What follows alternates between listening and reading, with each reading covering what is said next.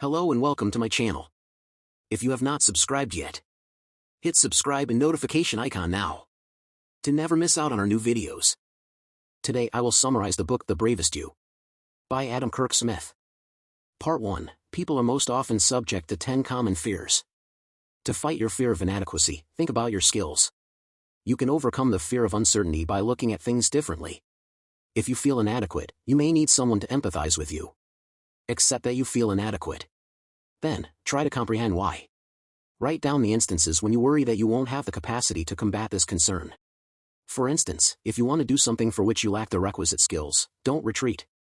Instead, enumerate the skills you do have. Consider how they apply to this goal and list the other capabilities you need to develop to work through your anxiety. When you understand your goals and gain insight into what they mean, your barriers will diminish.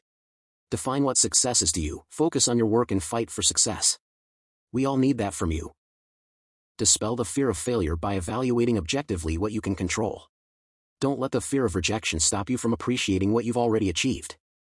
Events won't always follow the patterns that you hope for or anticipate. Actions you take in unexpected situations can define you.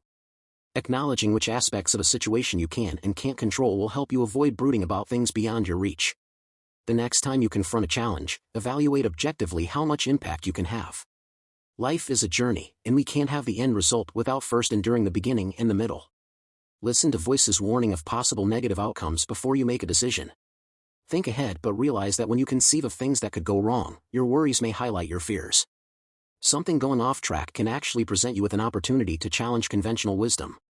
The fear of missing out can prevent you from building lasting relationships. Develop gratitude to overcome the fear of change. If you constantly want to be somewhere else, you could fear missing out. Understand that you can't cover every eventuality at once. Such a fear can prevent you from building enduring links with other people and getting the most out of being where you are.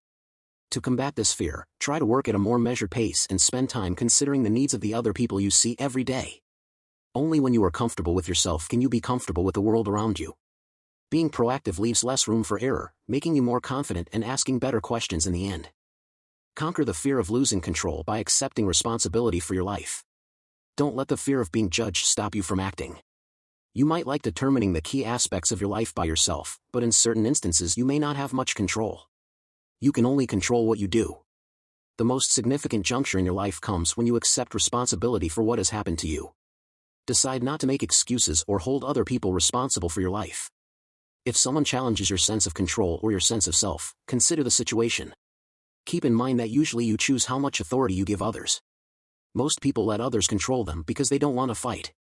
They capitulate to avoid arguments. Feeling anxious about disagreement is the wrong approach for your peace of mind. Disagreements can help clarify ideas. To have constructive disagreements, you must approach others directly. Team members must begin fighting for what they believe to become better in the end. Become resilient to allay the fear of something bad happening.